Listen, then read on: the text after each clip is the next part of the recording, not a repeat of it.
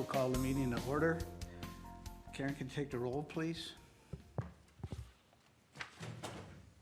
Commissioner, hold on 1 second here. Sorry, I apologize. Commissioner Young. Here. Commissioner Miller. Here. Commissioner Keen. Commissioner Brink. Here. And Commissioner Kubal. Here. And Chair Gerard. Here. We ask if you're able, please stand and join us for the Pledge of Allegiance.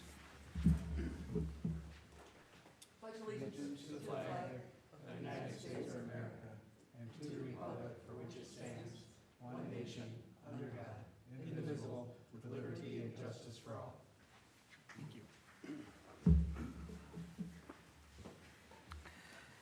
you. The chair is looking for a motion to approve the agenda with one change to eliminate line item 9. Staff was not able to get their presentation, so we would eliminate item number 9. Based on that, chair is looking for a motion. Mr. Chair, I'd make that motion, but was there something specific about planned PUDs that y'all wanted to bring forward? Yeah, we were working with the city attorney to get some information from Pete. We didn't get the memo in time to publish the staff report, so I thought it better to just postpone it until a time when we could provide that for your review.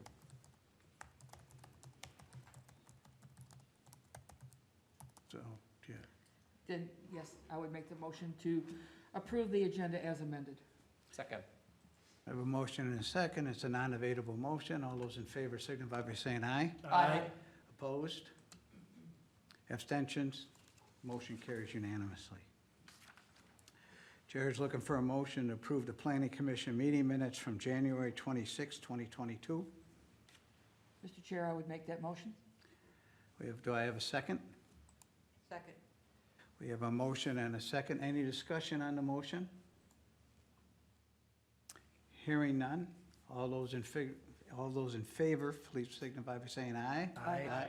Nope, you can't. Opposed? Abstentions? Aye. You know, I'm from Chicago, I want to vote twice.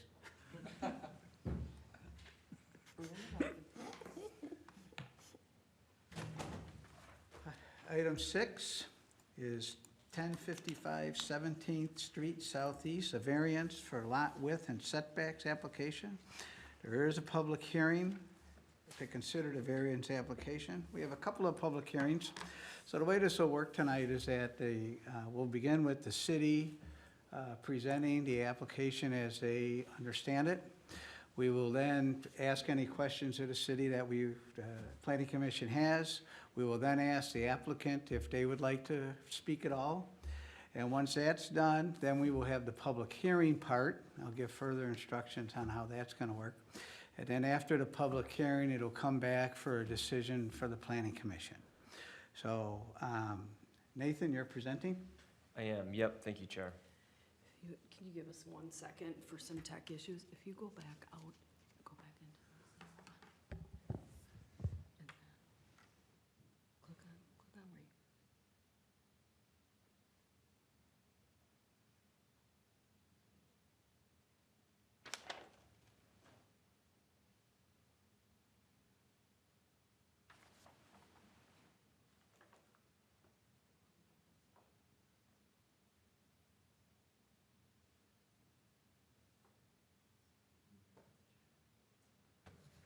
Orchard.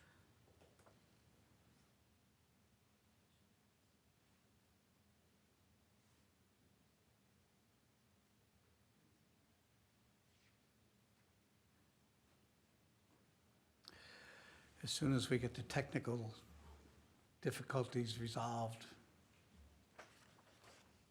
Nathan will give us his presentation. I can just present the staff report.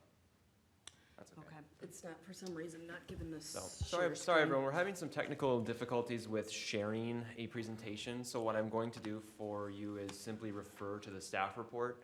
You should have the staff packet in front of you, I believe. And what I'm gonna do is just call out specifically what page that I'm referring to so that you can track along with me. I would invite you to open the agenda packet to page 11, and that has a survey that was submitted in association with this variance request, and I'll kind of provide an overview of the staff report, and I'll stop kind of after certain sections, and if there are questions, we could address those then, and then I would conclude my presentation after that. So I'll jump right in. This is a variance request for the property at 1055 17th Street Southeast. As an overview of this request, there are specifically 3 variances that are being requested here. One of the variances is to the minimum lot width standard in the single-family district. The other 2 variances relate to side yard setbacks for a principal and an accessory structure. The applicant in this case is Peter Frank, who is an attorney representing the parcel to the south of the subject property, which is 1055. The zoning district, as I mentioned, is single family, which is aligned with the future land use for this area.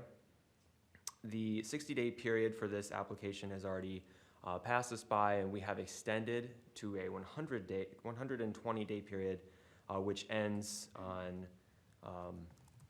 April 9th of 22. Okay, so a little bit of background on this request. The variance is being requested for the property at 1055. The applicant in this case is an attorney which represents the property to the south. That's 1067. The arrangement was required as part of a settlement agreement that is described, that I'll kind of go into detail on a little bit, and it's also attached to the report, and you would have had a chance to review that. So in April of 2021, the property owners of the parcels addressed 1055, and I'll refer to this as the Thompson property, and 1067, and I'll call this one the trust property.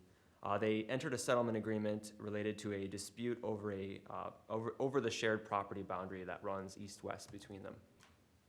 The dispute is over a relatively small, I'll call it a sliver of land. A description of that land is provided in the staff report and the settlement agreement. It is less than 2 feet wide at its widest, and it does get less wide than that. The parties reached out to city staff in spring of 2021 regarding this dispute and the process that was gone through to resolve it. At that time, staff determined that a variance would be required to the minimum lot width minimum for this district, because both of these parcels are actually under the 80-foot standard that the city has.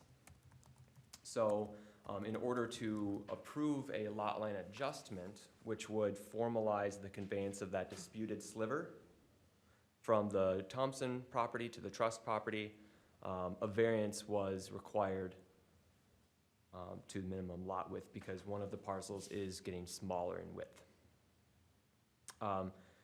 In the review process for this particular application, staff identified 2 other setbacks or 2 other standards, the setbacks that would need variances as well to kind of fully get all of the approvals that are required for that to resolve the disputes. So that's a little bit about the background for this item. I'll pause here if there are any questions. Commissioners, any questions so far? Geneva? I just have a question. Since we're talking about really a relatively small amount of land, is it that these properties under the current rules wouldn't be compliant anyway, right? That's correct. Both of them are under the total, or the lot width that's required in this district. And then is that why we need the variances, because we're just relooking at it again? Well, one of the parcels, because we're conveying that sliver from one to the other, one of the parcels will get a little bit smaller. And because of that, since we're already non-conforming, and we're getting a little bit less conforming, we're going to need a variance to approve that. Mr. Chair, Yes. Nathan, are both properties requesting variances? There's only, Since they are both minimum? that's a good question. There is only a variance required for one of the properties, because the other property would be getting larger and therefore would not require a variance to lot width. But it is still non-conforming? That's correct. If it's under a lot total width of 80 feet, it would still be considered legal non-conforming. Other questions so far? So far. Continue, Nathan, please. Okay. So, this item was the subject of a public hearing notice. So a public hearing notice was sent out actually twice because we had identified those setbacks and we needed to repost the public hearing. So there's been 2 mailings and postings of a public hearing notice. Some of the, we didn't hear, we only really received 1 comment from the public that I am aware of, and that was an anonymous comment with concern about impervious surface. So if a property in the shoreline overlay is getting a little bit smaller, we want to take a look at that impervious surface, and we did review for that. So I can cover that next in the next section. So that was the only comment that we have received to date that I'm aware of from the public. So getting into the staff analysis, we looked at a couple things. As mentioned, we identified that setback variances were required. So specifically what those 2 variances would be are a variance to the setback to the principal structure of the home and to the shed or the accessory structure labeled as shed 1. They are now closer to that new property boundary. So it appears that the house will be located 8.5 feet from the southern property boundary, the side yard setback. And then shed 1 would be 4.1 feet from that new property boundary. So that's why we are reviewing those setback variances. And again, I would remind you the standard is 10 feet in this district. In terms of impervious surface, we did review for this. We worked with the surveyor to calculate the impervious surface on the property. With the new boundary and a little bit less property area, you're looking at a total of 22.8% impervious. So still under the 25% maximum. So no variance is required for that. Any questions so far on staff analysis? I'll move into findings after that. Susan? I'm looking at 3 sheds on the property, and if I remember the ordinance, you're allowed 1 accessory structure, not 4, because 3 sheds plus a garage is Yep. 4 accessory structures. Yeah, I would say that there is a long history with the number of sheds on this property, and we're currently evaluating options for conformance for this property with respect to sheds. So, In the past, we have required that sheds be removed if we're looking at reducing the amount of nonconformance, we have included that as part of our reduction of nonconformance. It typically, though, has been tied to a building permit or something. This is kind of a, Variances well, in and all the years variances. I've been involved, I've never seen something like this. so because this is related to the resolution of a dispute, we kind of just reviewed for, Okay. what do we need in order to satisfy the requirements of that settlement agreement. And which one of the 3 is shed 1? On my sheet, I can't tell which one is. If you're looking at the staff report, page 11, which is the survey, Mhm. shed 1 is the accessory structure towards the center of the Thompson property. It's a little shed that's kind of right behind the house. It's the shed that's closer to the house than the other shed to the lake, than the other shed. It's the furthest shed toward the lake. No, No. Incorrect. it's this one here. It's on the northern property, just about on the south line. Okay, thank you. Correct. Sorry.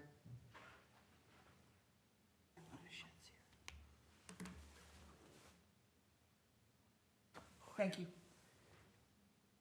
Zoom it up a little bit. All right, I can move on if there are no, okay. We're good. Sounds good.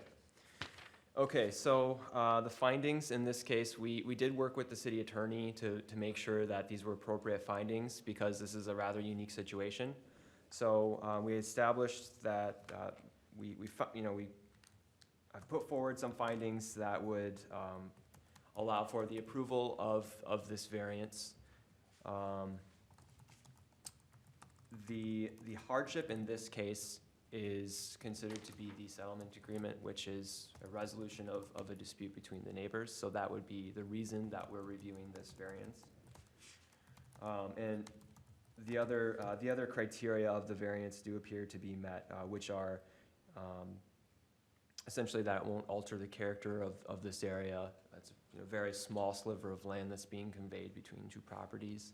It won't really change the use of the land either than how it's currently being used. Any questions on findings before I move on?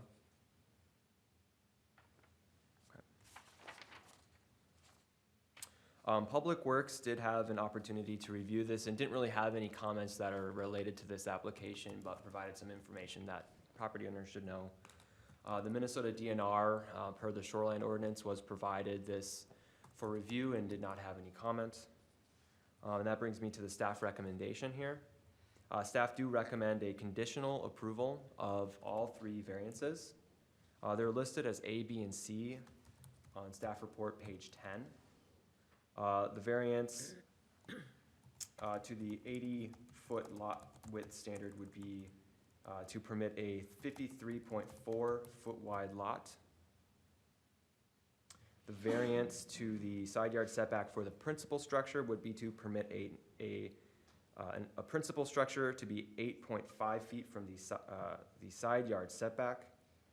And the variance to the side yard setback for an accessory structure, specifically shed 1, that would be to permit an accessory structure to be 4.1 feet from the side yard. So those are the three separate variances and would all require separate motions if the commission was to approve them. And we have supplied 5 conditions of approval and strongly recommend that you consider those. Happy to take any questions if there are any for me at this time. Susan?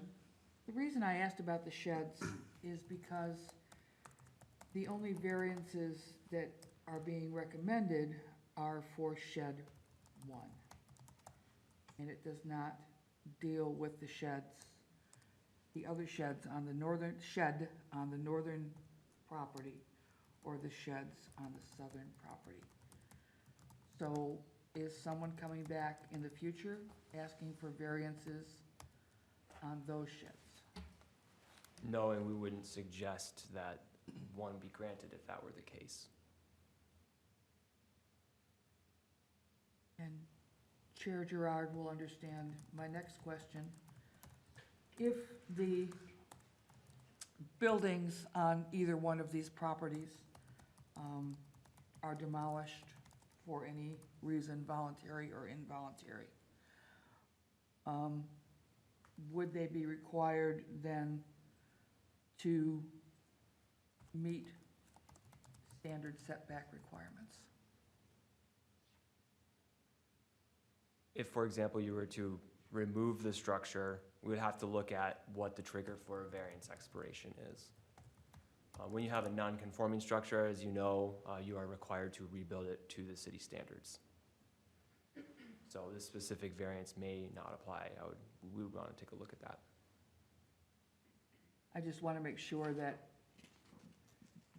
the owners and the trustees, et cetera, understand that this doesn't mean that if they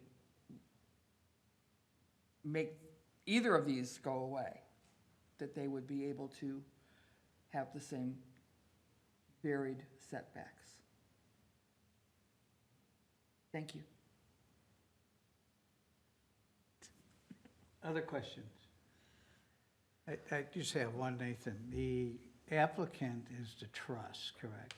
Or Yeah, the applicant 1067 will, yeah, property.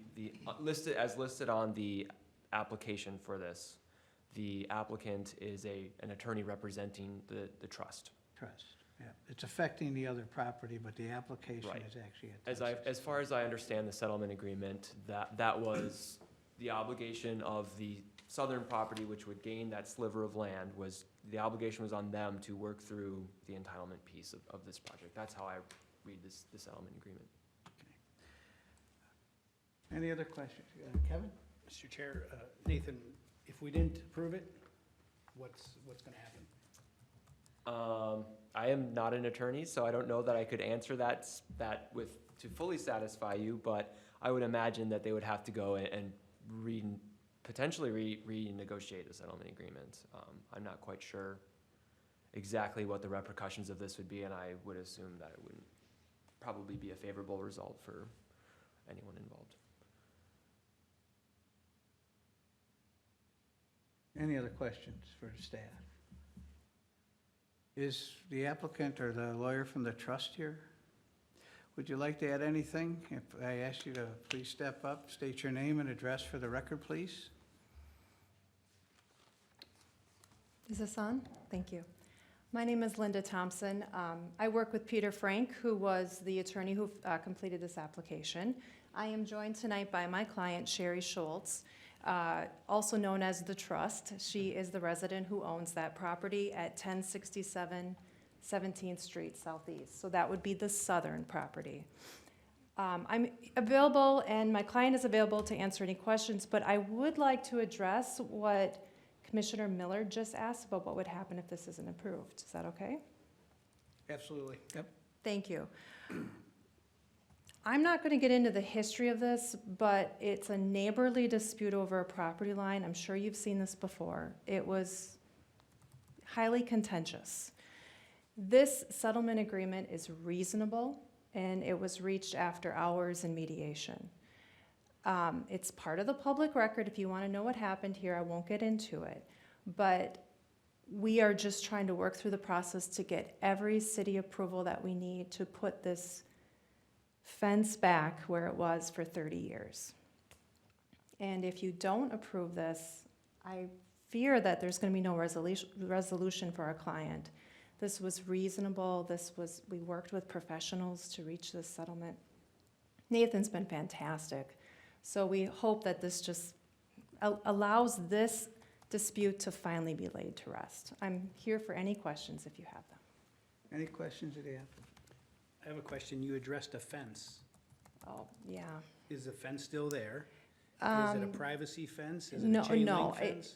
no,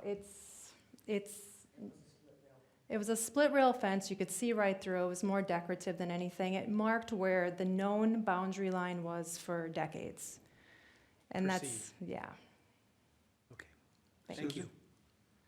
Ma'am, please tell me that when the fence is replaced, it will not need a variance for height or other issues? No, it's my understanding that part of the settlement agreement is that they're going to abide by every single requirement for a fence. So I think maybe my client would like to build a very high, fence you can't see through, but she's not going to do that. She wants resolution. And so I believe that the agreed upon design is 4-foot-high chain link fence. Other questions for the applicant? Thank you. We may have some. Thank you.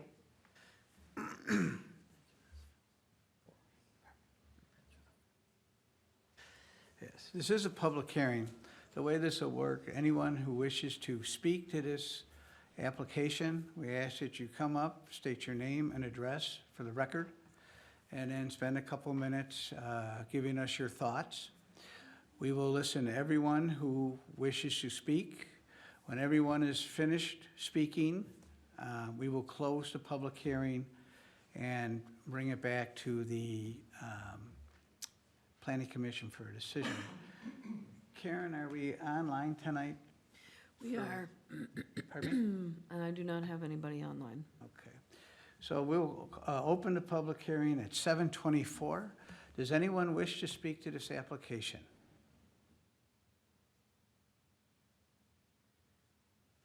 Karen, do we have anyone online No one? or any additional emails that came in?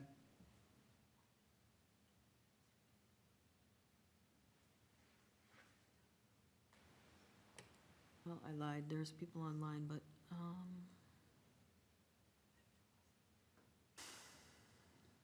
I don't see anybody with their hand up, so I don't know that, let me just look here.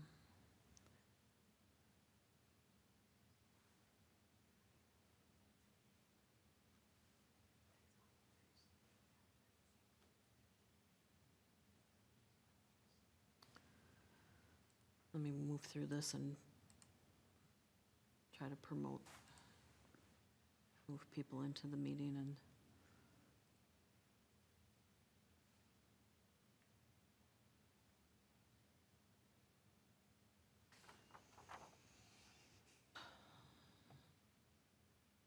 I apologize with these tech issues.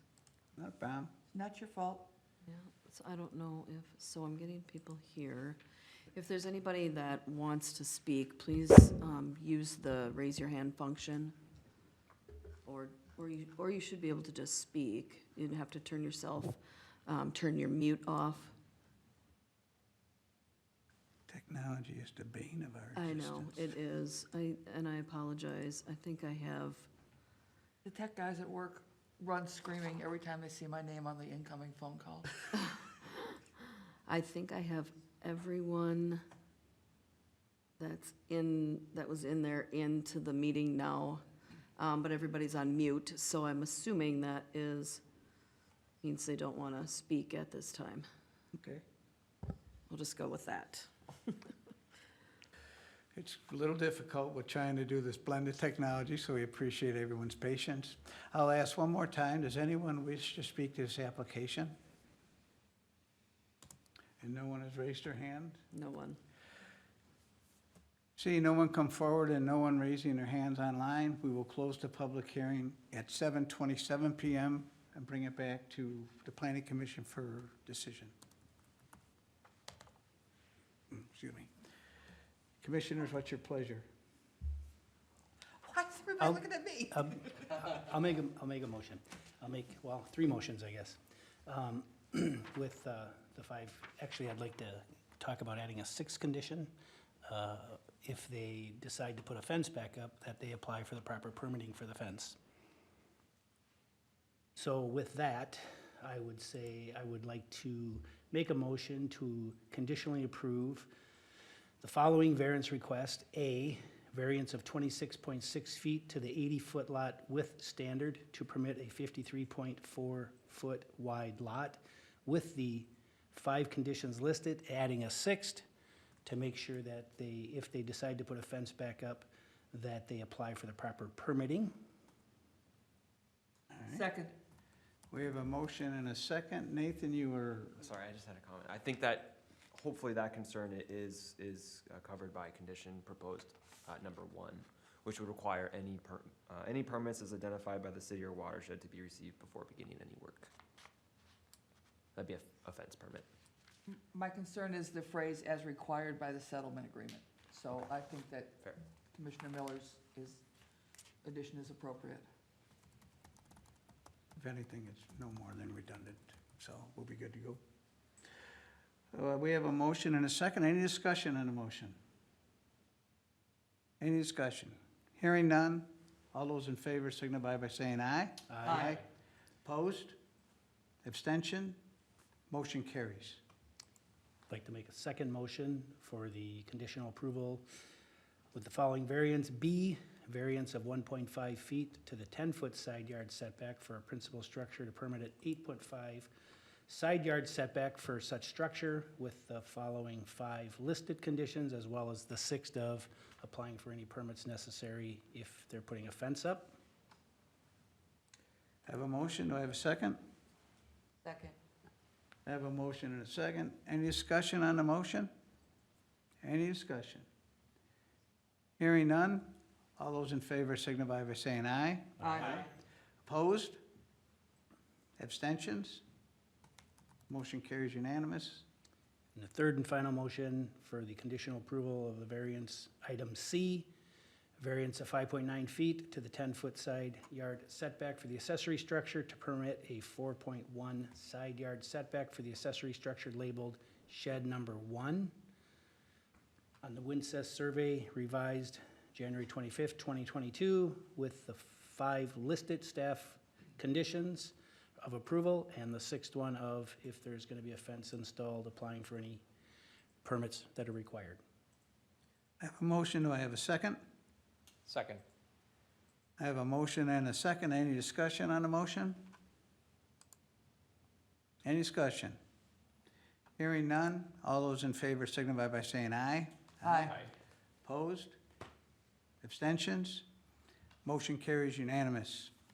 So the variance is approved. If someone disagrees with the decision of the Planning Commission, you need to get a hold of the City of Forest Lake within the next 7 days, stating what the reason that you disagree with the variance, and it will then be moved to the City Council for final review. So thank you all for participating tonight, involved in this application. And Nathan, the city is working on the sheds. Thank you.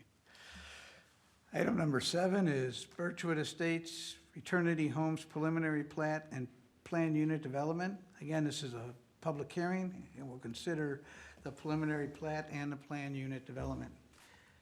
Excuse me. Nathan, I believe you're presenting? Yep, thank you, Chair. The staff report for this item begins on page 28 of the agenda packet. So, and then I will find a plan that you may like to refer to,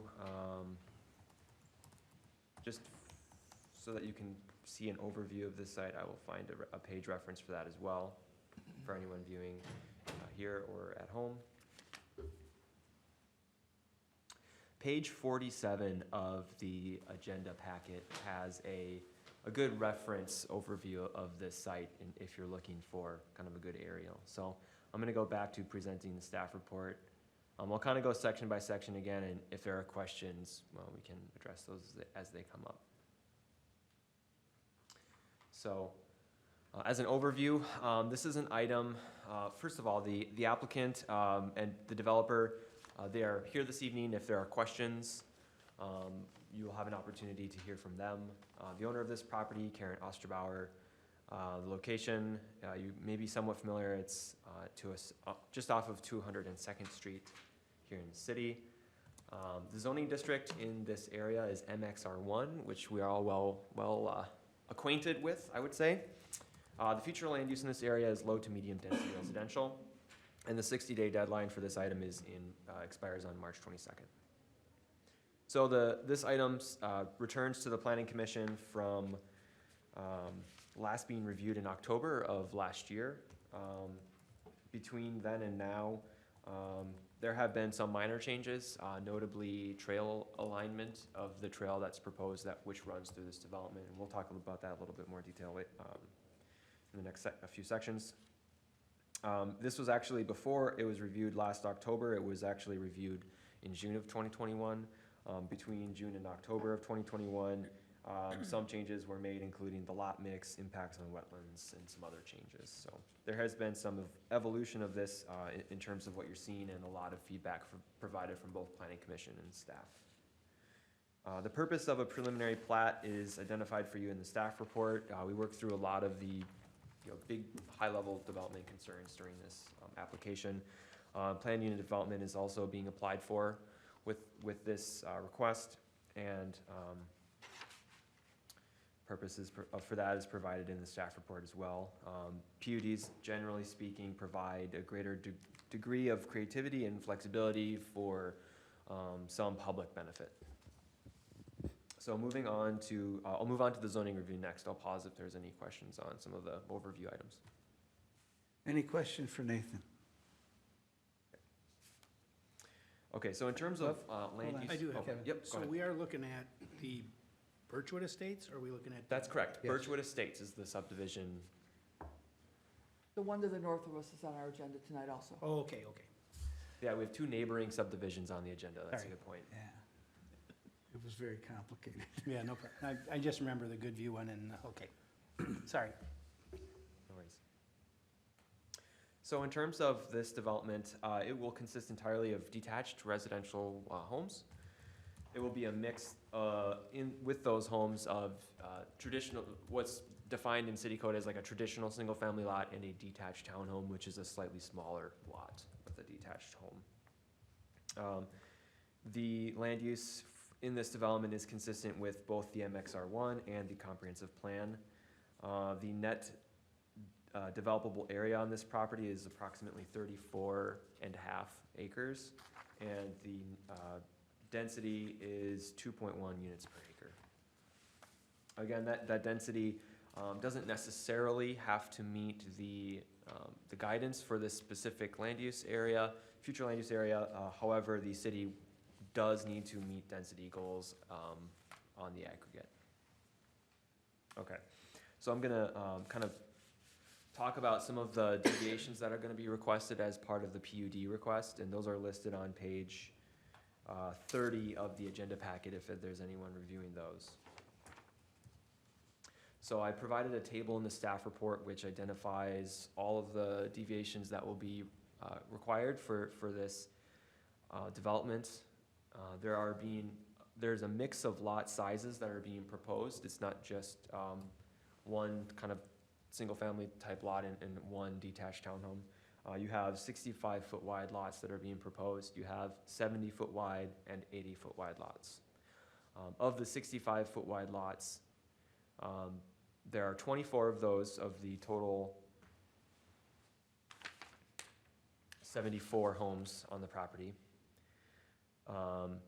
They will need a deviation for lot area, lot width, front yard setback, side yard setback, the setback from a corner, on a corner lot from the side street, and a rear yard setback. The 70-foot wide lots would require deviations to lot area, lot width, and side and corner yard setbacks. And the 80-foot wide lots would be requesting a deviation of only for the corner lot setback. The proposed detached townhomes would need deviations from the front yard setback, the corner yard, and the setback between structures.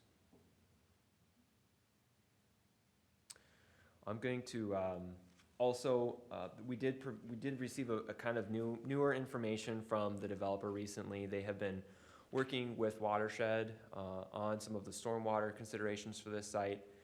They found out that they were going to have to mitigate one of the wetlands on this site. That wetland, if you're referring to the map, located,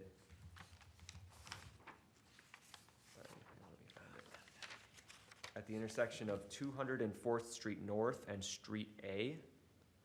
It is at near the southwest corner of that intersection and involves wetland 1.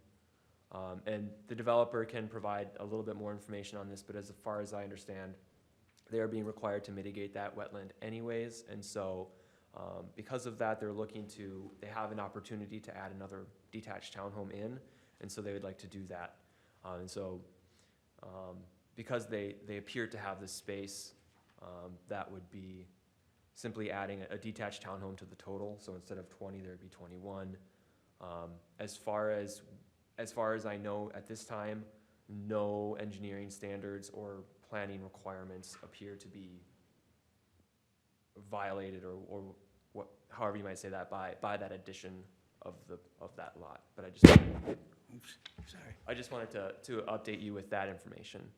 We're discussing that small wetland right on the corner of Street A and 204th there, That's next to correct. house Be 113. T13. Or T13? That's correct. Okay, thank you. Yeah, and while we're just on this topic, I do want to bring up, there is an engineering memo which we can discuss, but there is a comment in that memo about spacing of some of these detached townhomes on the south side of 204th. The new lot would have to give consideration to the spacing requirements that are mentioned by the engineers that are required of the units on that street.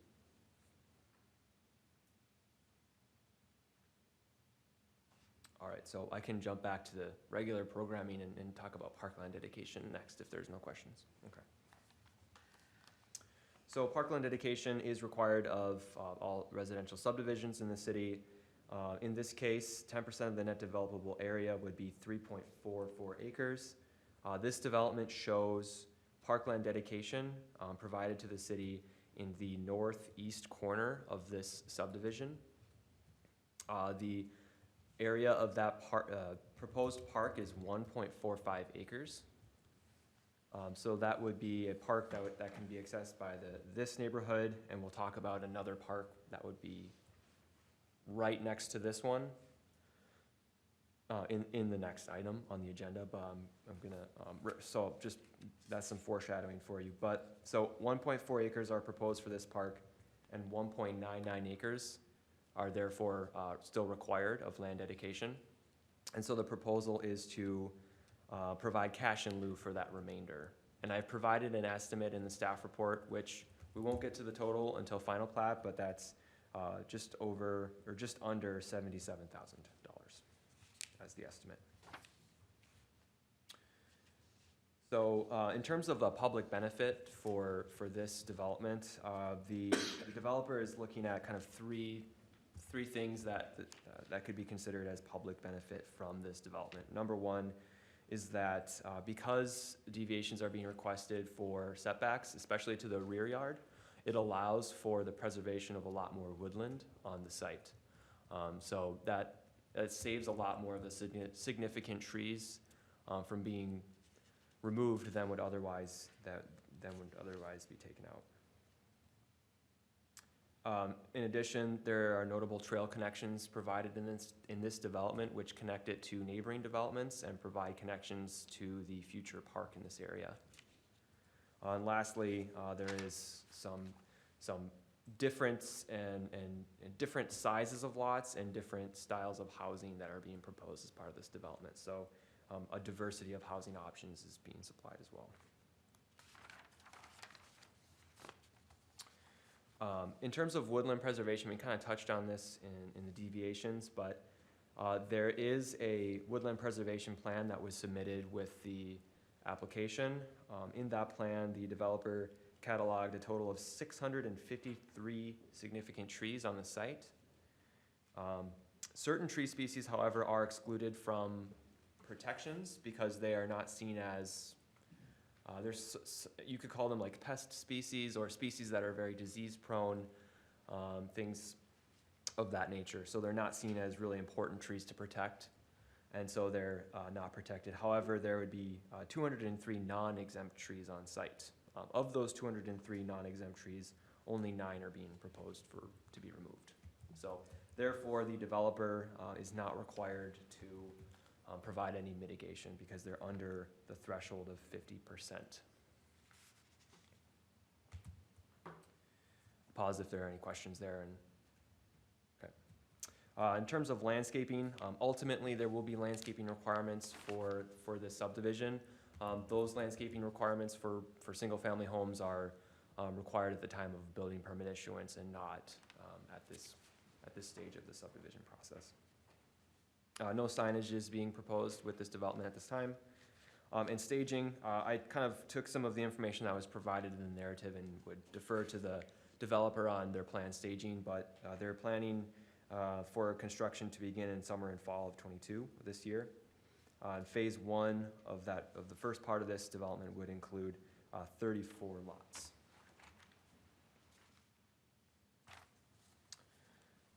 So as I mentioned, I don't know if I mentioned this, but a public hearing notice was provided in conjunction with this request, and we did receive some comments from the surrounding property owners. Some folks had some concern about the trail that's shown, which kind of winds its way around this development. Some folks had some concern about providing fencing to prevent people from going off the trail, things of that nature. Generally speaking, other comments involved preservation of woodlands and the wetlands and the open space that exists currently and providing space for wildlife that currently is in the area. There was also a neighborhood meeting notice posted, and a neighborhood meeting was held on the 10th of February. There were 5 residents present, and the developer fielded many questions from them. And answered, it seemed like a lot of those questions to at least satisfy, to the satisfaction of the attendees. So the next steps for this after, if it is approved this evening, would be a final PUD and plat, which would be processed concurrently. As I mentioned, there is an engineering memo associated with this item. The if approved, we'd suggest a conditional approval that requires satisfaction of some of the comments in that memo.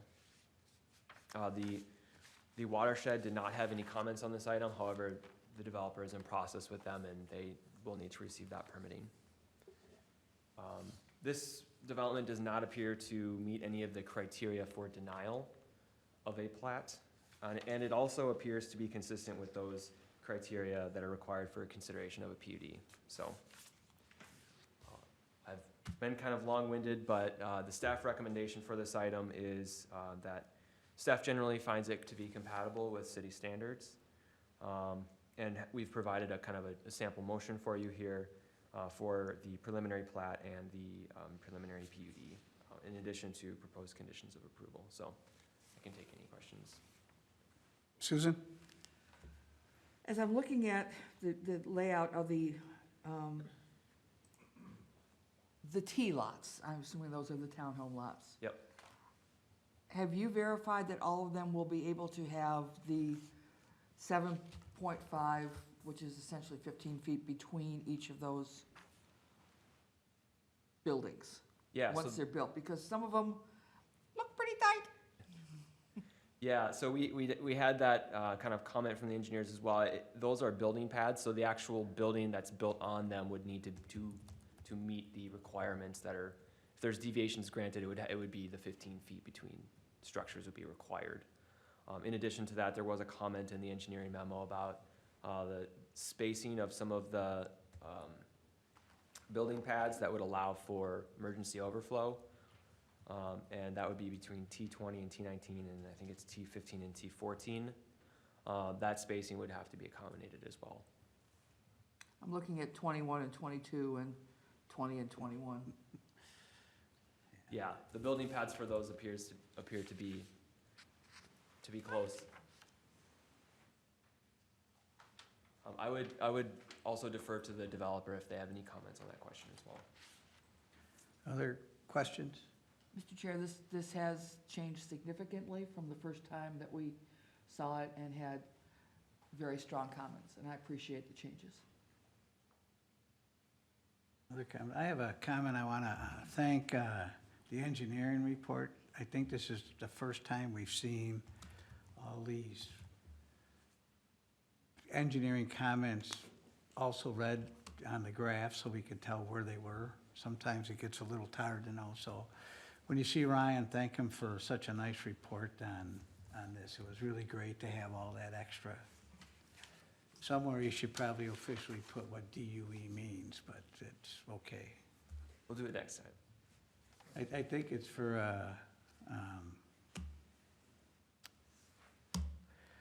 I had it on, Long unit? no, DUE? Drainage and utility easement. Ducks Okay. Unlimited? No, that's the utility easement. Yes, thank you. It's okay. Why do It's I been a listen? long day. Why do I listen to this guy to my left here? Any other questions of staff? Because it's infinitely preferable to listening to what's on your right.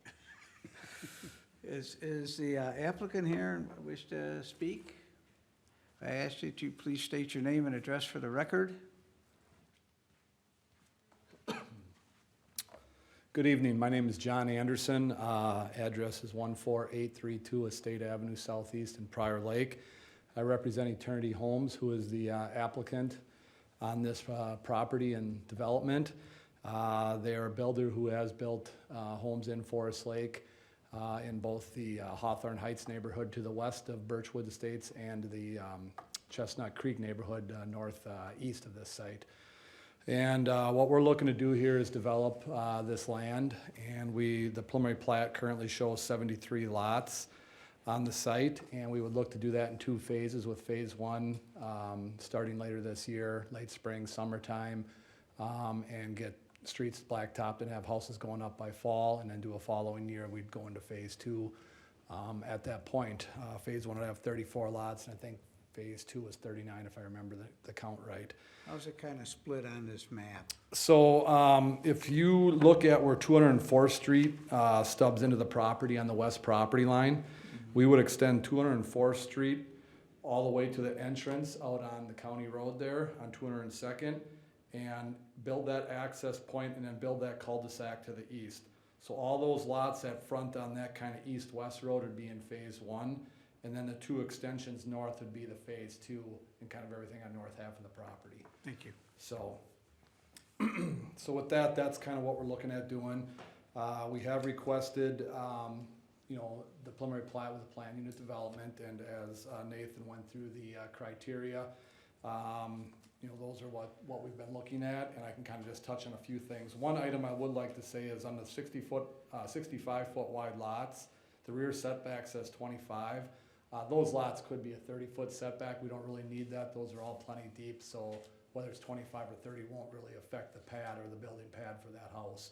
Most of those lots, especially on that cul-de-sac and that eastern side, will all be wooded in the rear yard, so we're not looking to, you know, build that far back anyways, and we're looking to kind of save those trees in that area. So that's one criteria that technically we don't need to have a deviation from. To address a couple of the items that were discussed here in the presentation, the wetland area, that wetland 1 kind of on the west side of the entrance off the county road, we originally were proposing to save that wetland, and there was a couple impacts with the trail that's going to be constructed along the county road and then the road coming north. And that access point has been looked at and how that could potentially, you know, eventually go south across the county road if that property was to ever develop. As we got our comments back on the engineering side, one of the comments was the right-of-way requirement, which we took 70 feet from our property line, our south property line, is actually going to be 60 feet from the center line, which actually pushes the right-of-way line north about 12, 14 feet. By pushing that right-of-way line north, the trail also gets pushed north because it's got to be adjacent to that line, and it encroaches into that wetland substantially further. There was also another comment in there about the stormwater, and since there's stormwater and this additional wetland impact, basically the whole wetland will now be impacted or mitigated for. Since it's being mitigated for, there's no point of saving that area. So we had space there that was just going to be open space. Now there's room for an additional unit, so that's the unit that was being mentioned, that when this ultimately we have to go through the wetland, get the approval from the watershed on that yet. But if that happens, that would be an extra unit there on that corner because there's this kind of space for that. To kind of address the other comments about the lot width in those detached townhome lots, all the buildings themselves will be 15 feet apart. When you look at the map, the lot lines do encroach, in some cases touch, but those are just a lot line. It's not really where the building will be located. And we enlarged the lot lines to have a little bit of flexibility to go one way or the other a few feet. There's actually a couple of them that we're actually looking at to actually do a 3-car garage option. So the lot line would actually adjust at the front, and those would be like T22, T21. We have a little bit of room there where you could actually do a 3rd stall garage option. So those lot lines might adjust to increase that front area a little bit. The comment about the drainage utility easement running through those lots, what that is there's a stormwater line that drains the street into that pond behind those lots, and they're asking for a 20-foot easement. So we do have a little bit of room of flexibility, so we just have to widen out those couple spots over that storm sewer line. It's even possible we could, instead of having 2 lines running through those lots, we could combine that in the street and have just 1 line running back there. And like I said, we do have extra room at that front corner on the east side, so there's plenty of room there to make that work. We've already talked that through with our engineer and gone through that. Let's see here, the trail, a couple other comments. One of the big things with one of the PUD benefits is some of the reduced setbacks, especially in that cul-de-sac in the southeast corner.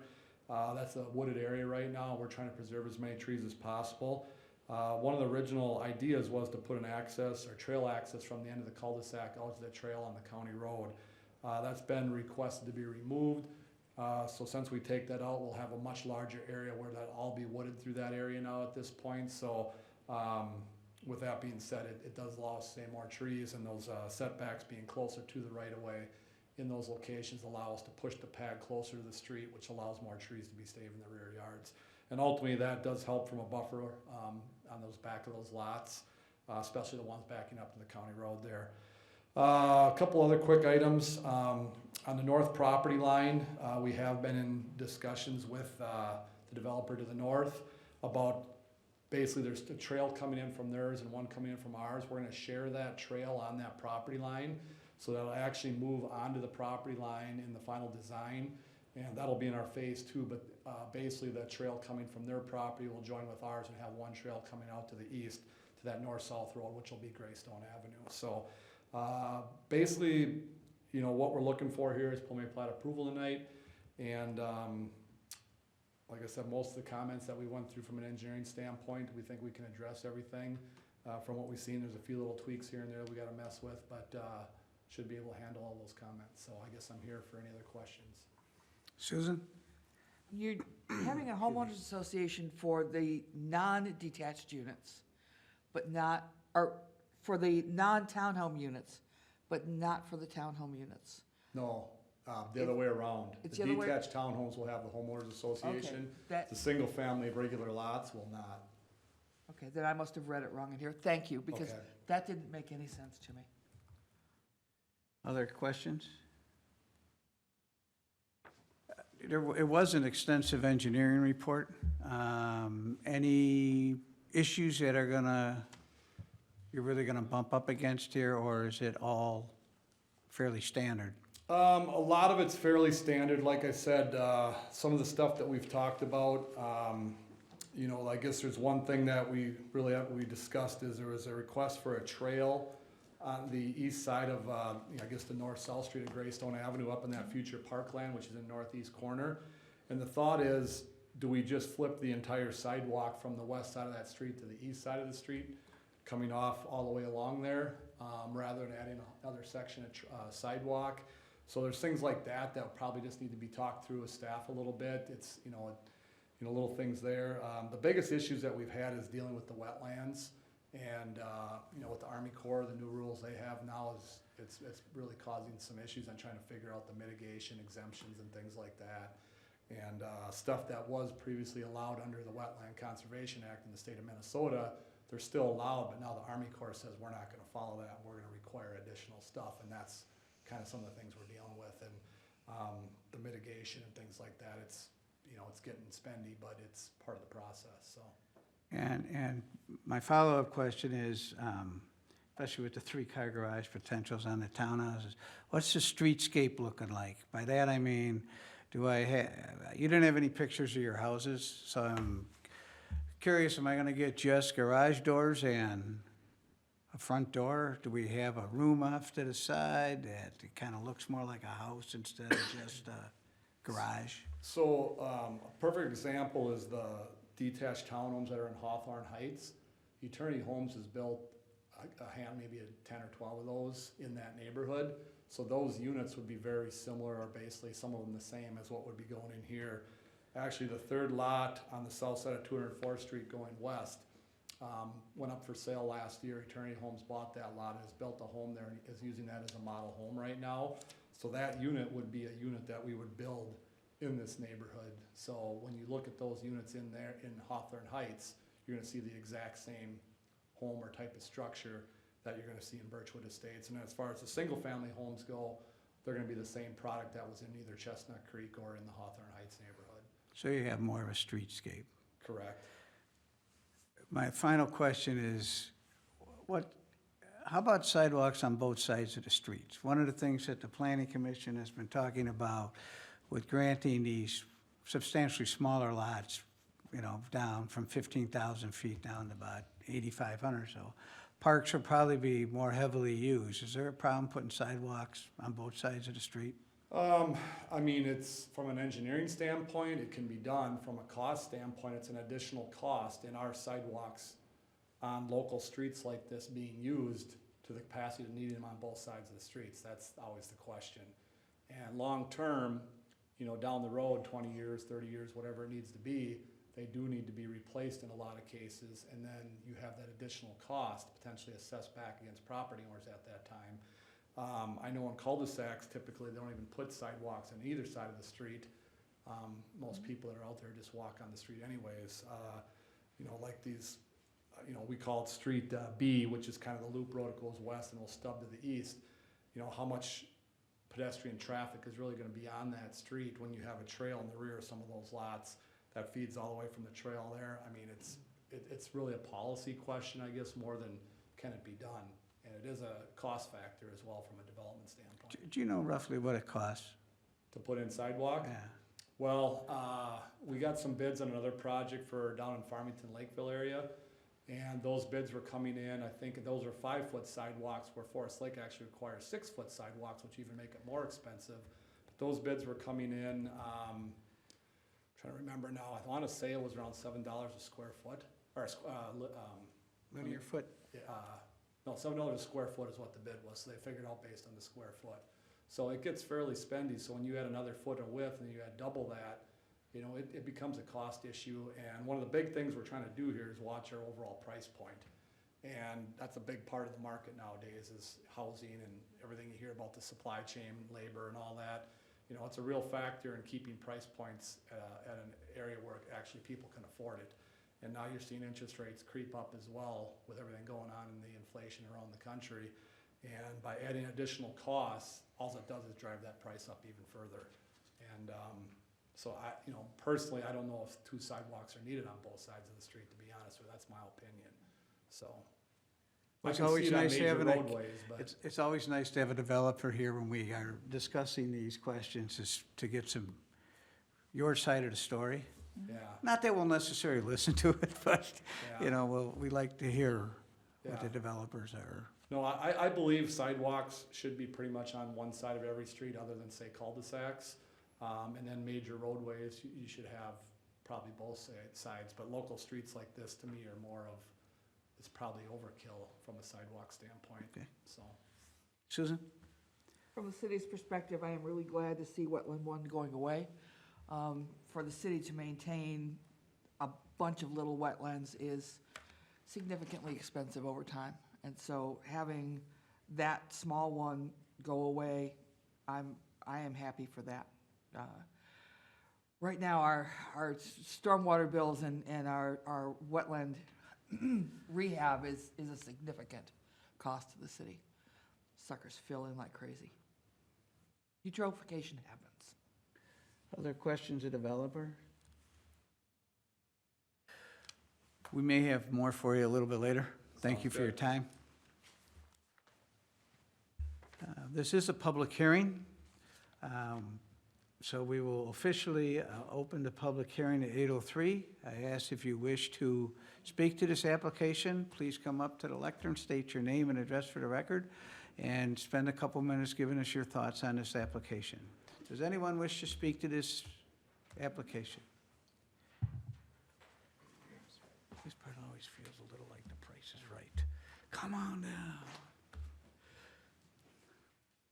Chair Gerard, I do have someone who's asking questions online too, Okay. so when he's Hello, finished. Scott Johnson, 204th Street, right next to the model.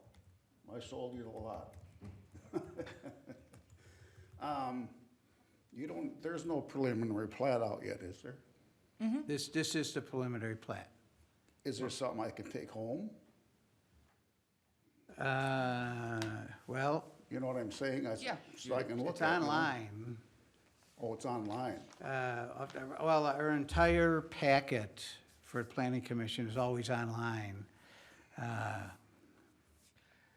If you email the city, though, it can be a little tricky to find it, but it's under the agendas and minutes, and then you can click on the meeting, and this whole application would be online, not only the but site plan, but everything else. You haven't seen me with a computer. You It's look, not- you It's look, not good. you look very literate, sir. I don't have all the maps on this, but you can have what I printed out for me to look at tonight. Thank you. Okay, my next question, from 202nd, no, from 61 to out to Harrow on 202nd, it's gonna be a pretty busy road. Yes. A lot of houses, you got the school buses, you've got a lot of traffic. Has anything been discussed about dropping that speed limit? I mean, I know 97 is still up to 50, 55, but look what's been happening on 97 in the last year or two. It hasn't been good. I know they put a cul-de-sac, roundabout in. And that, I don't know if anything's been talked about that or not, but that's up to you guys. No, it's up to Washington County, and Washington County is discussing redoing County Road 50 and adding a bike trail on it, and just that 202nd, that's County Road 50, goes all the way over to County Road 15, Manning Trail. Right, Manning, yeah. And I know that Washington County is looking at plans to redo County Road 50. I don't know what the extent of those plans are right now, but I know that is. Yeah, Is it you got, for next year or the year after? I don't know the timing for that project. Okay. yeah, 'cause a little bit to the east, you got some big sharp S-curve. I drive it every day. Yeah, and you turn into Harrow, and then there's the big development there, and, I mean, there's just a lot of traffic is what I'm saying. Just, I don't know, Washington County looks at it, Susan? go ahead. Our comp plan doesn't allow for significant more residential development to go south of County Road 50, east of where that development is now. North of County Road 50, where the Chestnut Creek and things like that are, there may be some fill in there, but in order to serve that area, the city's got to have water and sewer Right, capabilities. okay. And we're not, our And long-range this is- plans are not to water and sewer that area. Okay. It's Sylvester's property This is and pretty that much area. the cutoff line for water and sewer. Yeah. Okay, and where are all the deer gonna go? Where they've been going recently is to my house. My deer population is increasing dramatically. Okay, thank you. Well, thank you for being a good steward of the deer. No, I invite people to come hunt. Anyone else in it, live here, wish to speak?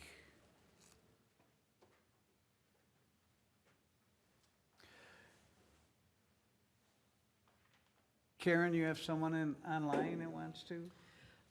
I do. If, Julie, if you still wanted to speak, just unmute yourself and go ahead and ask your question.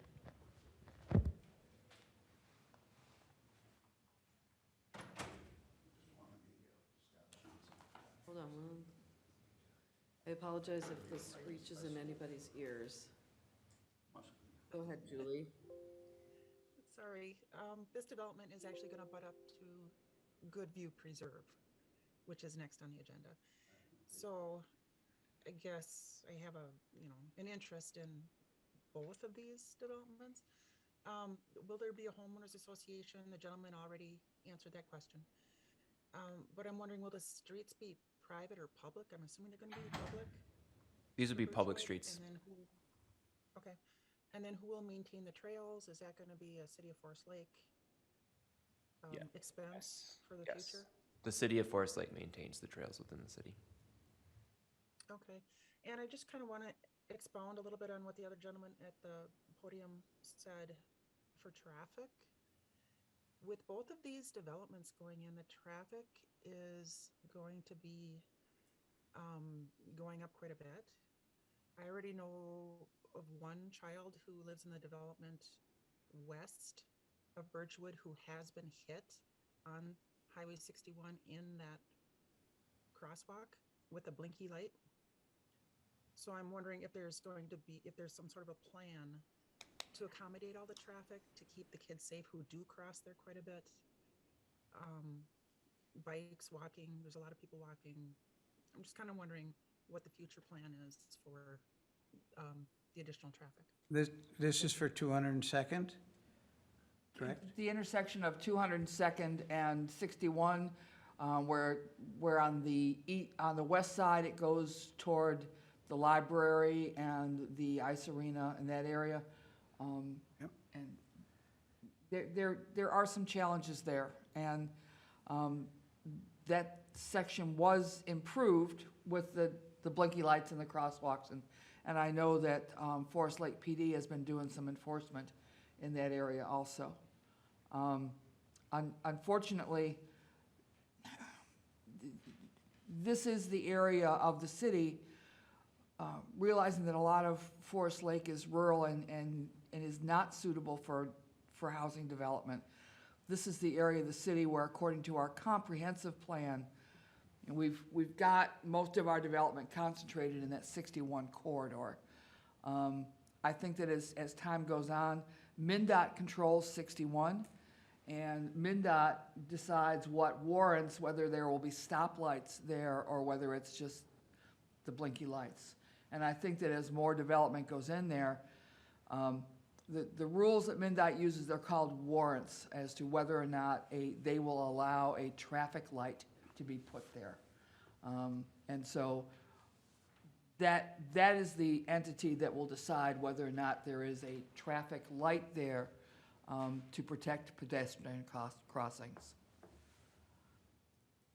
That's, the city can't make that decision. I'm sorry. Julie, are you still with us? Julie, do you have any further questions or comments? I don't have any more further questions or comments regarding Birchwood. Thank you. Thank you.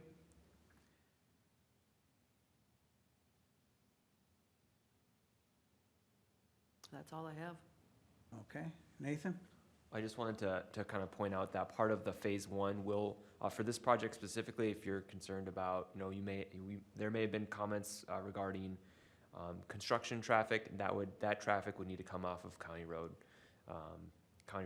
50 or 202nd Street for this development and would not cut through Hawthorne Heights. So that's just a point of clarification. Very good. Anyone else wish to speak to this application? Seeing no one come forward, we will close the public hearing at 8:12 p.m. Commissioners, questions, comments, discussion, motions, etc.? Kevin? Nathan, I have a question for you on the staff recommendations. When I read both of those recommendations, I assume one is if we want to move forward, the other is if we're making a motion to move it forward and making a motion to deny. But the motions seem to be exactly the same. Am I interpreting something wrong there? You're not reading that incorrectly. The way that I've laid this out for you is that there's one motion, because we have two requests here. We have a preliminary planned unit development, and we have a preliminary plat. So, we'll have two motions. So because we have two requests, we would have two slightly different but similar motions. So the motions would be the same to the council, even though the one recommendation says, and does meet the criteria for denial. It should make the following motion that we recommend approval to the council. So am I reading something wrong there? Because if it meets the criteria for denial, we wouldn't recommend it to council for approval, would we? Sorry, that should read does not meet the criteria for denial. Thank you. Thank you for clarifying. Yes, thank you. Good eye.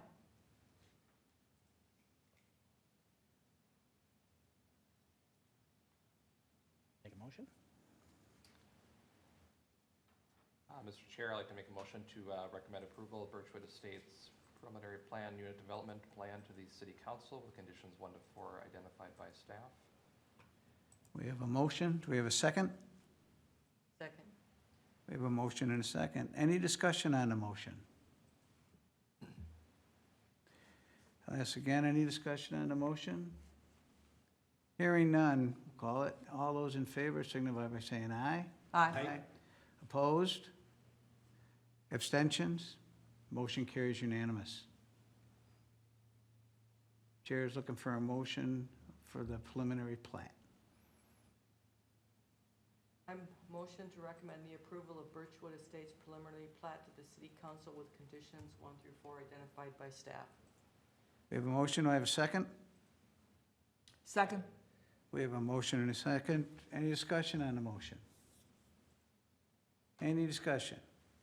Hearing none, we'll call it. All those in favor signify by saying aye. Aye. Opposed? Abstentions? Motion carries unanimously. The next step will be for the city council to take this up. They are the final approvers.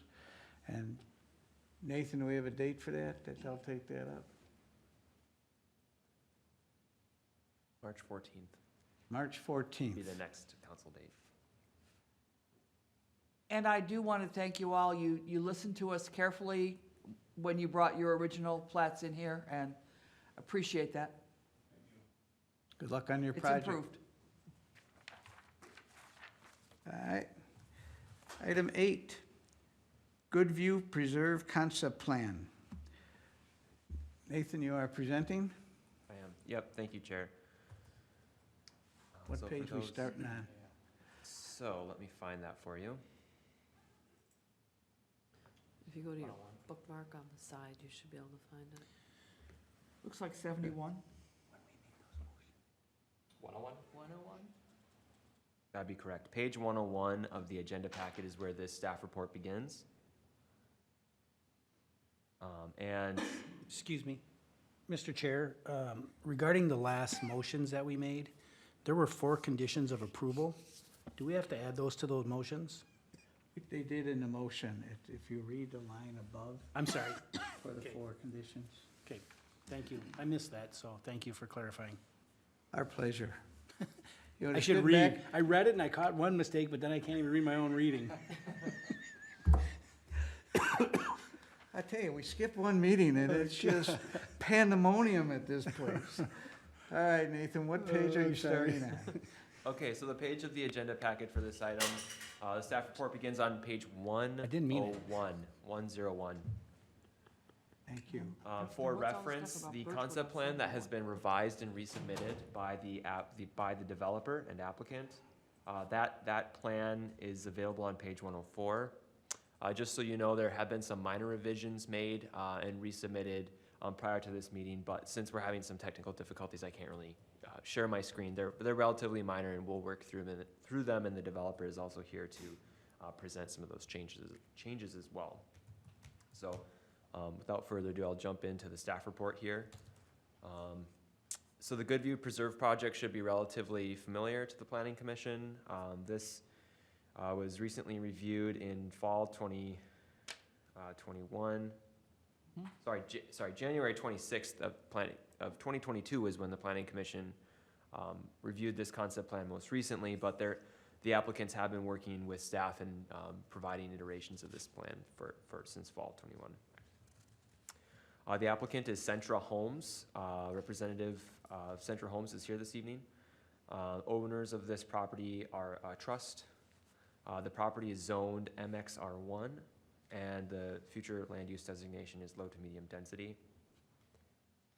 So this property in total is approximately 38.4 acres. About 7 of those are wetland, and you can see some of those in the site plan. There's a significant amount of wetlands across this property and the one to the south, which we just reviewed, Birchwood Estates.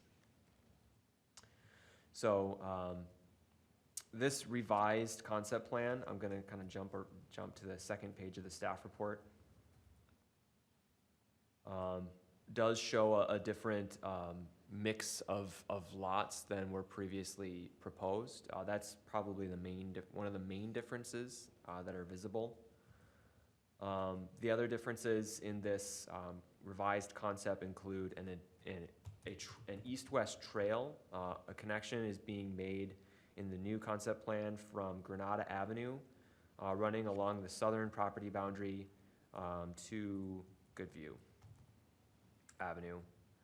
That trail on the concept plan that was provided to the commission connects to Goodview Avenue, and in the revised concept and at the request of Engineering and Public Works, that trail has been routed to the north of Lot 1 along the western property boundary to consolidate the number of crossings and therefore improve safety for those crossing Goodview. So in addition to that trail connection and a reduction in the overall number of lots, the applicant is also proposing the revised version of this development includes less than half of what was previously proposed for stormwater ponds. So in the original concept, we saw 9, and in this one, there are 4. So they have revised the number of those ponds. And I'm going to kind of jump back to the specifics of the lots that are being provided and the deviations that would be required so that we have a chance to talk about those. So there are, in this new concept, proposed 65-foot wide lots. There are 21 of those, 4 70-foot wide lots and 25 80-foot wide lots. All of the lots would require deviations to lot area, because in some cases they're not extremely deep and therefore would also require some front and rear yard setbacks or deviations to those standards. Let's see here. And then there are also twin homes that are proposed on this site. That number in relation to the unit mix has been reduced, and so they're looking at a percentage of 40.5%. And anywhere 40 or below, they wouldn't need a deviation, but because they're still 0.5% over, they do still need that deviation. So those are kind of the main things that have changed in this concept plan as opposed to the last one. The trail connections in this development are notable, and they would connect. I just kind of want to touch on the park that's being proposed here. The Parkland dedication for this property is actually exceeded. The parkland that would be required is 3.14 acres. What's shown here is 3.4 acres of usable parkland. There's a gross area of 4.4 acres. Some of that is wetland, so only 3.4 would qualify. So that leaves or exceeds the requirement by about 1/4 acre of extra parkland.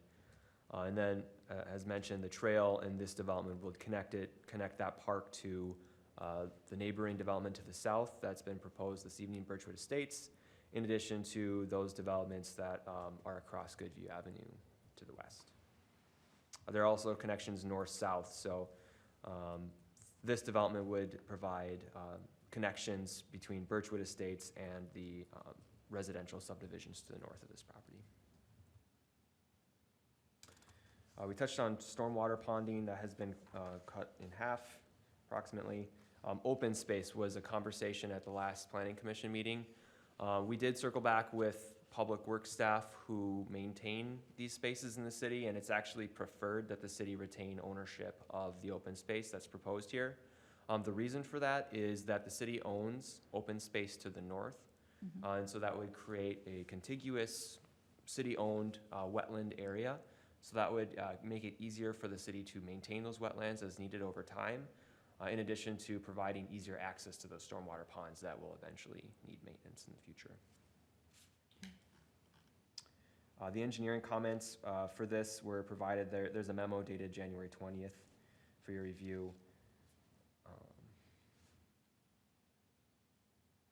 And the staging of this development is somewhat similar or the goal is somewhat similar to Birchwood Estates. They'd be looking to get started with construction of the development in spring, summer of 2022. I would defer to the developer for any additional questions on timing. Next steps for this are preliminary PUD and preliminary plat. So with that, I can stand for questions. Question, excuse me, Susan? Mr. Chair and Nathan, they're asking for deviations to lot area, the side setbacks and the corners on the 70-foot lots and on the 80-foot lots, but those are not specified. So how are we to decide whether or not we should recommend those deviations when we don't know what they are? That's a fair question. So the revised site plan that I received does include those, what those will be, and I can list them for you now. The deviations, the lot area for the 65-foot wide lots would be 7,500. The lot area for the 70-foot wide lots, 8,500, and for the 80-foot wide lots would be 9,600 square feet. Okay, so that is, the 65-foot lots are less than what is in our packet, because our 65-foot lots, the area you have listed is 8,000 square feet. Yeah.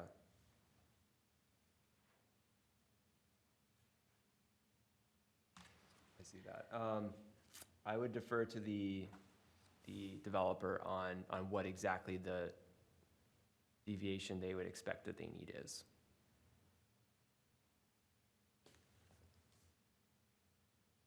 Or specifically with respect to the 65-foot wide lots, because in the plan that I'm reviewing now, it says 7,500.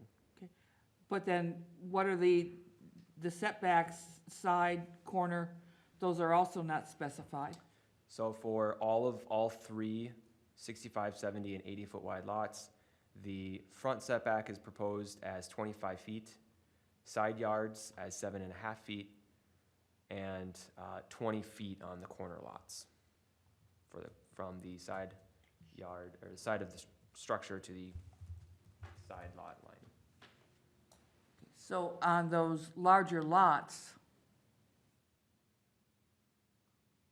if the setbacks are that low, what is the impervious area on those lots gonna be? Because that's gonna be a large structure with very small setbacks, front, rear, and side. How are we looking at impervious area in this area? Yeah, that's a good question. In terms of my review of the MXR1, it does not appear that there is actually an impervious surface limitation. It is mostly for the shoreland. Right, so I don't know that we have necessarily a standard to grade against. However, it is, I guess, a fair question. I don't know that level of detail is known at this time, but I would defer to the developer. I'm just concerned that the ponds will be significantly sized for the runoff that we're going to be looking at here. I mean, these lots are not going to infiltrate. They're just not. Yeah, the developer has been in touch with not only the city's stormwater review staff, but also the wetland staff, the watershed staff, including the TEP panel, which reviews these similar developments to this one and in this area. And this is one of the kind of at the very preliminary stage of this process. This is kind of the iteration of the concept plan that was preferred by the TEP panel. So in terms of stormwater, though, I don't know that I could necessarily answer kind of the volume and rate control type questions. Okay. As the evaluation of this goes forward, I would like the city engineer to pay particular attention to making sure that these ponds are sufficient to deal with the increased rainfall amounts and intensities that we're seeing over the last 10-year period.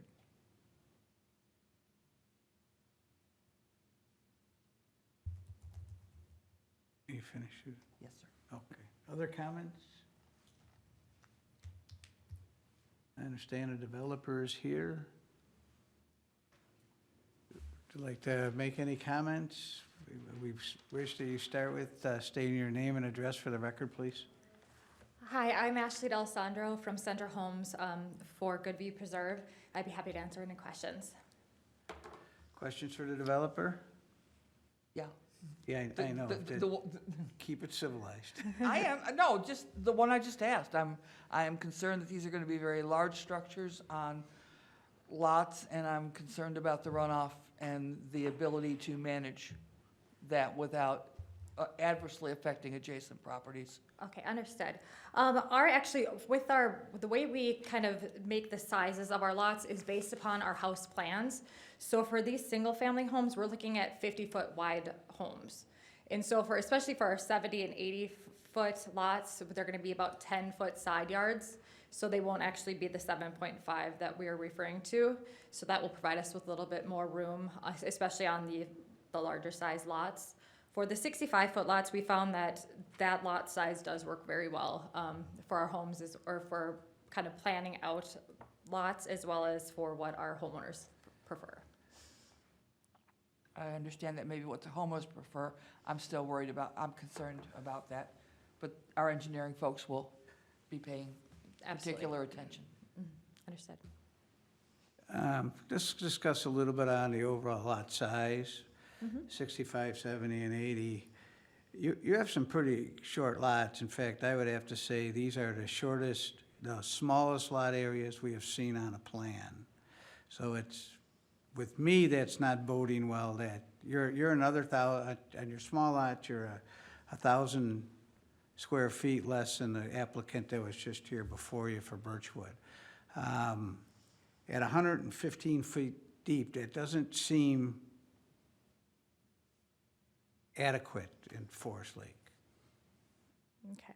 Our larger lots are, I believe our engineer said they're about 130 feet deep on the east side of the development and on some of the 80-foot lots as well. And for the properties on the west side, we're just really evaluating what the house fit is. And so,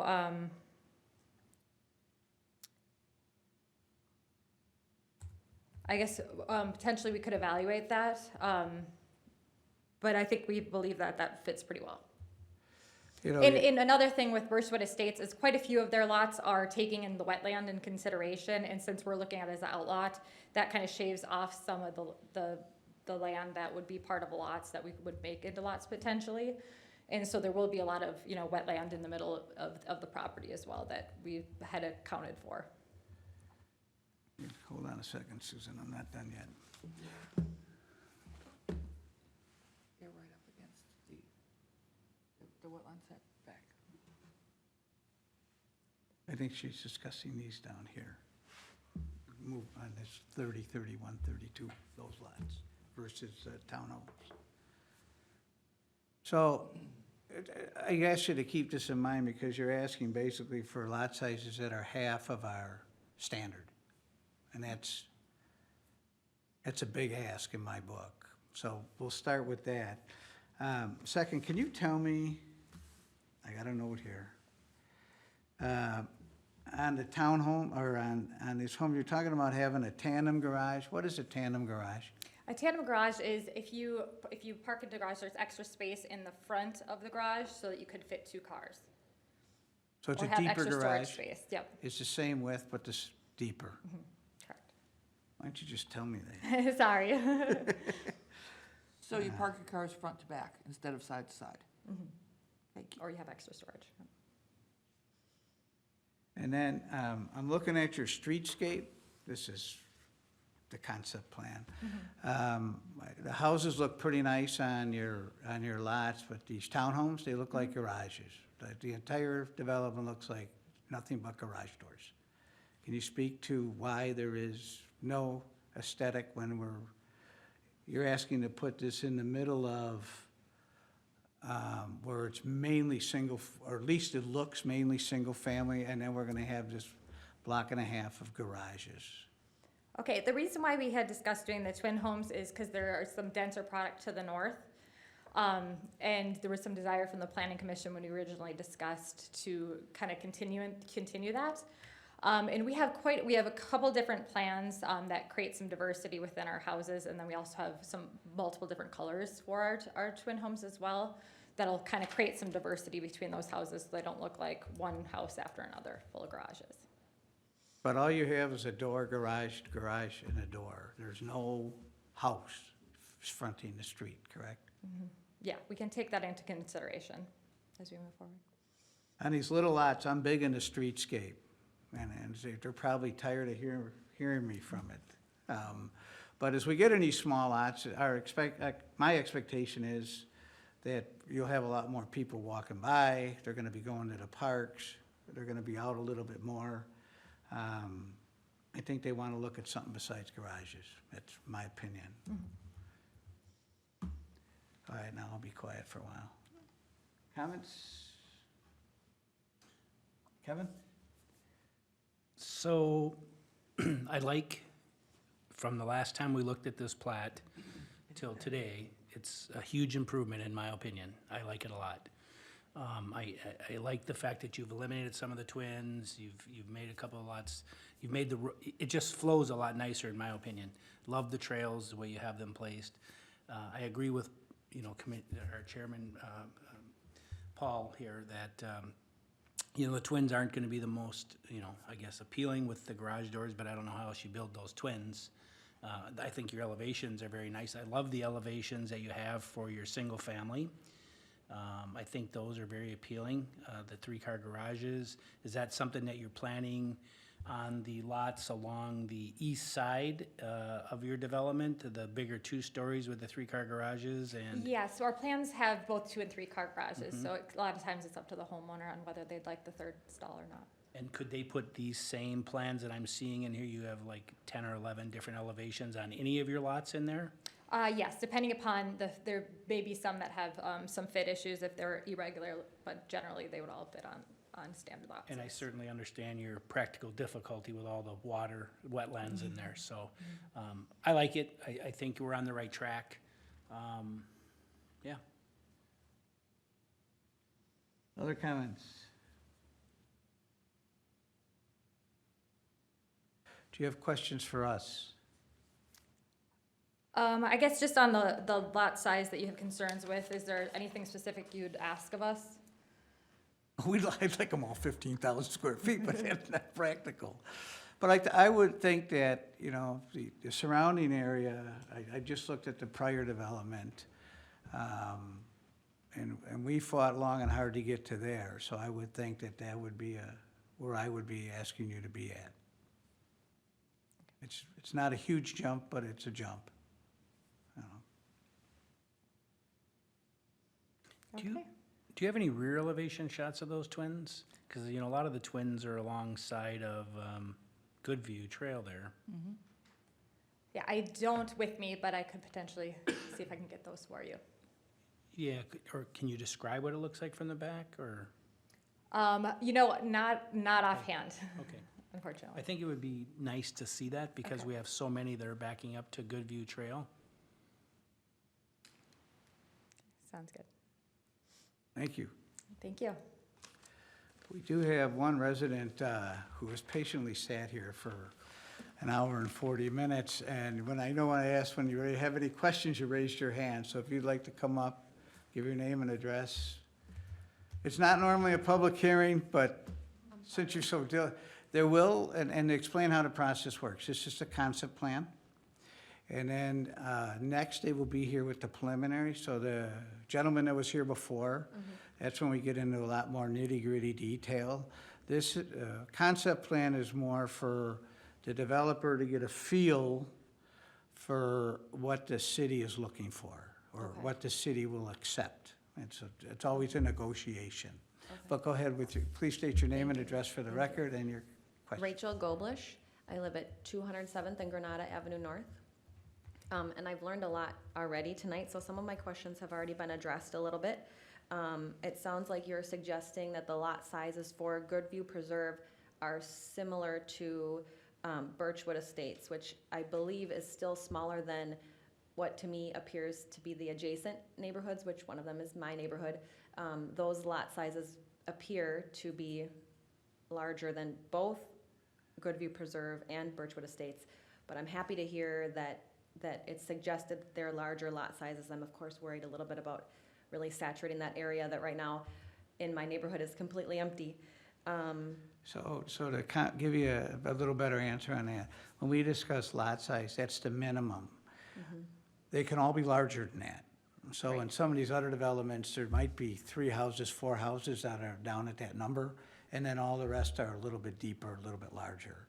So it really is a mix of how it all lays out on the plot when they're done. And so when they come back with, you can see some on this plat, but when they come back with the preliminary, it'll be much more detailed.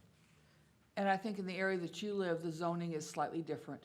Nathan, could you talk to her about the MXR zoning as opposed to, Is she in a Yeah. single family? As opposed to a standard single-family lot, the MXR1 zone does permit a little bit more flexibility for developers, specifically with allowing them to do things like twin homes and detached townhomes, they're called. They're allowed to do up to 40% of the development as that style of housing.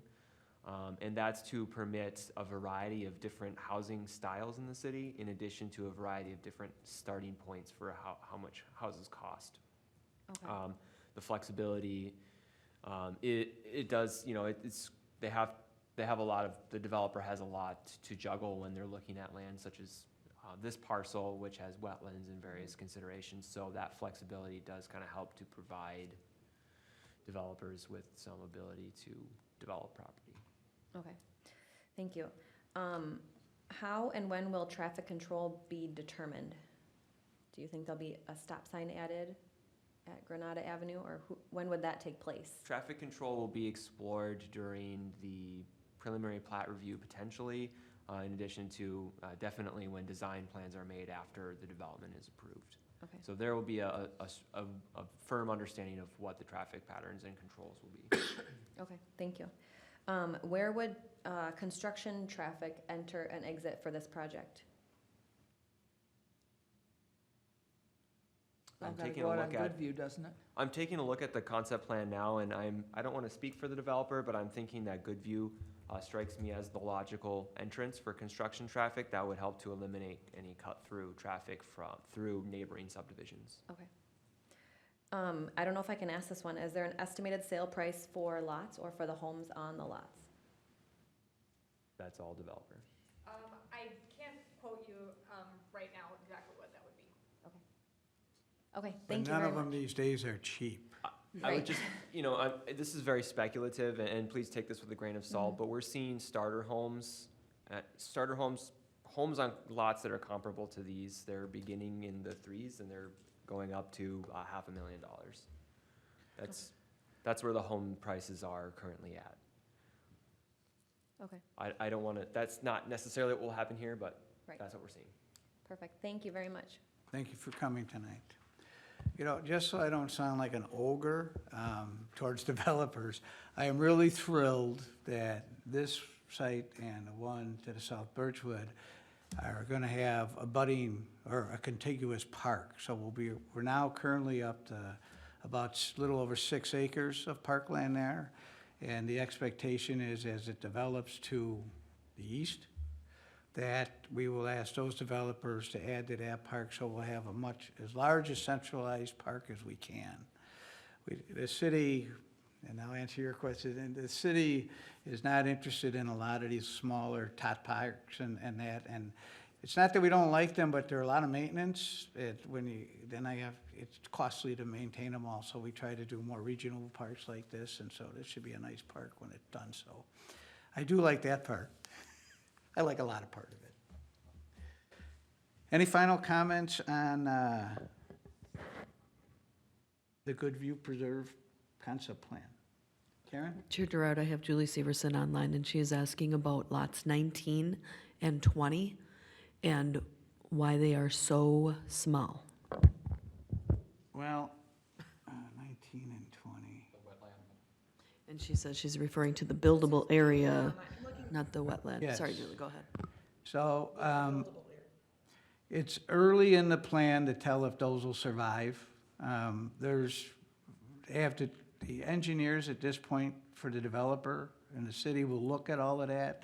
And we need to make sure that they have a building pad they can put in there and meet the setbacks. We don't grant variances on plats like this, so if for some reason it's found that it's large enough and they can build on there, they will be able to. But in many cases, when these plans come to us, there are lot changes between the concept plan and the preliminary plan, which has got a lot more engineering done at that time. So it's unknown at the time exactly how many lots there will be. Okay, I do have another question. Normally, when you have that many houses, the twin homes, there is some sort of overflow parking. I don't see anything on this map. I mean, has that been, I know Susan brought that up, or I believe it was Susan that brought that up at the last meeting. I mean, has that been talked about with the developer? Again, this will be something that'll have to be worked out between now and the preliminary plat, that they have adequate parking, whether it's on their own driveways are long enough, or if there's some kind of street parking, depending on street widths and whatnot. Okay. Those twin homes, the lots 1 through 38, those are all gonna have the 25-foot front setbacks? I believe that's what we expect, yes. And that is just about 2 cars. In addition to whatever they can fit in their garage. So Thanksgiving Day could get a little tight on the street.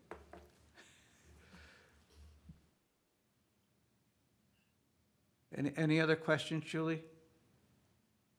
No, just a comment that, again, those twin homes just look so cram-packed in there. I mean, can they take half of them out? I'm, being kind of facetious when I say that, but when you look at this, oh my goodness, that is a lot of twin homes in a very small area. Well, and it's part of the whole, trying to give a diversity of housing and housing price points. And that, land's expensive, developing land's expensive, we understand that. And sometimes this is how you get to something that somebody can afford. Nathan? I just want to say, like, one of the things that we hear frequently is people are looking for options for move down housing. So they're aging out of their existing homes and they're looking for a product that they're able to still kind of live on their own, but they would have HOA management. They would have the ability to, or they wouldn't have to do some of the things that make home ownership challenging for people who are aging. So we are hearing that there is a demand for that product. And so I guess I just wanted to share that as something that we hear frequently.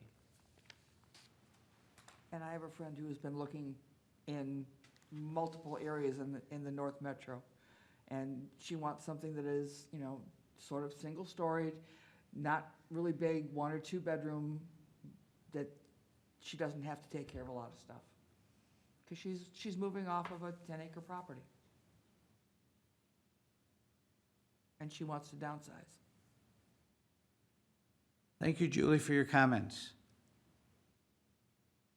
Thank you. Any final comments from the commissioners? Kevin?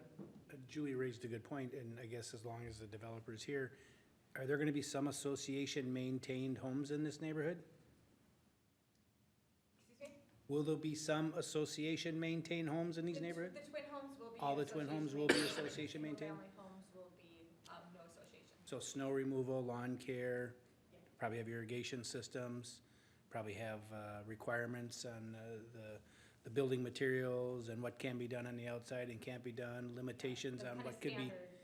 what could be put outside your garage or inside your garage. Thank you. Any other comments? Thank you for your time tonight. Look forward to working with you on this project. Thank you. All right. We have moved to the other, and the final item, our other on here. So first I'll start with Nathan. Any announcements for us? I guess we have one item on the agenda that was planned for the agenda this evening. At the moment, we don't have any other items planned for the next meeting. I don't know what the preference is for the planning commission to have one item, but we could potentially do this PUD discussion at the next meeting in March, or potentially postpone until we have additional items. That's, I guess, just an update that I have for you. I just assume we have the MXR1 discussion. If we don't have a very packed agenda, we won't be as tired either. We're already done with MXR discussion. He's talking PUD discussion. Oh, man. Yeah, we're done with MXR. I better watch the video. Damn. All right. I'm always the last to know. To be fair, this arose out of that discussion, so. You were vacationing. I just assume meet on it then, so we can have a discussion, but I'll take a straw vote, up or down on that. It's not St. Patrick's Day, right? No, I think we're okay. I'm good. Fine with me. What would the date be? The next planning commission meeting is 15th maybe, give or take. March 9th. Be March 9th. That's the only thing on the agenda? At this stage, I'm not aware of any other items. Oh, I thought you had one item plus No. this. No. This would be the only one. Oh, no. We need to have another item. I'm sorry, I thought we had another item. If we do have another item, I would include this PUD discussion. If we don't, then I think the plan would be to not have a meeting if there's nothing to discuss, if that's fair. All right. Other updates for you, we are in development review season, so we have the developments you've seen this evening. We have other, hopefully, commercial developments to bring forward at some point. So there's a lot of interest in development in the community, and I think that's not a bad thing. So I guess that's kind of the main update that I have for you. Okay. Councilperson Munson? I have no update for you this evening. Downtown? I'm sorry? The downtown? Oh, except for the downtown planning committee meeting last night, the joint meeting with the EDA was canceled due to the weather and rescheduled for Monday at 5, the 28th at 5 p.m. And are you still looking for people to comment and be involved and talk to us? I believe so. I'm looking at Karen. I think there was gonna be a section of time during that meeting that there can be public comment or questions. The meeting is structured so that Bruce will be giving a presentation, and then what the result of directives were. They're allotting at least an hour and a half of time, and then the council meeting will be shortly after that. So an hour and a half to maybe an hour and 45 minutes of time for that meeting, and then the council meeting will follow at 7 o'clock. So that meeting will be on Monday, beginning at 5 p.m., not 5:30 like the regular time start, but 5 p.m. upstairs in the community room. But you still can comment online for your Yes. question about that. Yep. I thought you meant specifically about the meeting, because I know originally last night there wasn't public comment, but if folks came, that we were going to allow for it. Yeah, So maybe they built I think it the in. public comment's still open online. Okay. If you do have comment, or if anybody has, they can certainly check online. I think it's still open, Yeah. but they could also email their comments to Dan Undum if it's not open online. I think that would be okay. Or come to the meeting. Even better. Is it more of a presentation, this meeting? You know, at the last one, we had more of a workshop. I believe it's more of a presentation this time.